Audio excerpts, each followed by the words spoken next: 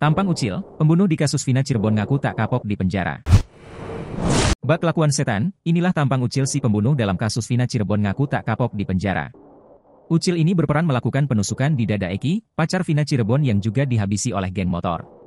Ucil ini adalah nama asli dari Rivaldi Aditya Wardana. Ucil atau Rivaldi Aditya Wardana ini ternyata mengaku tak kapok di penjara. Ucil mengaku dirinya tidak akan mati membusuk di penjara dengan percaya diri. Si Ucil ini adalah terpidana kasus Vina Cirebon yang lolos dari hukuman mati.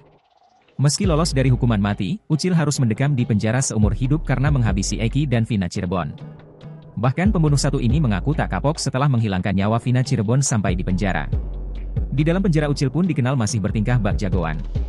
Dia bahkan mabuk saat persidangan kasus Vina Cirebon. Saat hilangkan nyawa Vina Cirebon dan Eki, Ucil berusia 21 tahun. Rivaldi Aditya Wardana alias Andika alias Ucil juga merupakan seorang pengangguran. Sejak ditangkap dan dipenjara, rupanya Ucil masih memegang handphone. Rivaldi Aditya Wardana getol menulis status di akun Facebook Evan Aldiano Unial.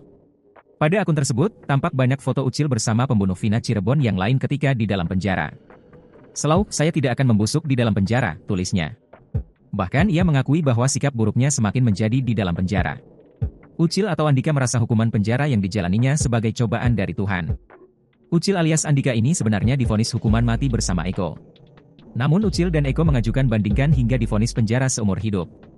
Dalam isi dakwaan terungkap bahwa Ucil berboncengan dengan Egi saat mengejar Eki dan Vina ke jembatan Desa Kepongpongan, Kabupaten Cirebon pada 27 Agustus 2016.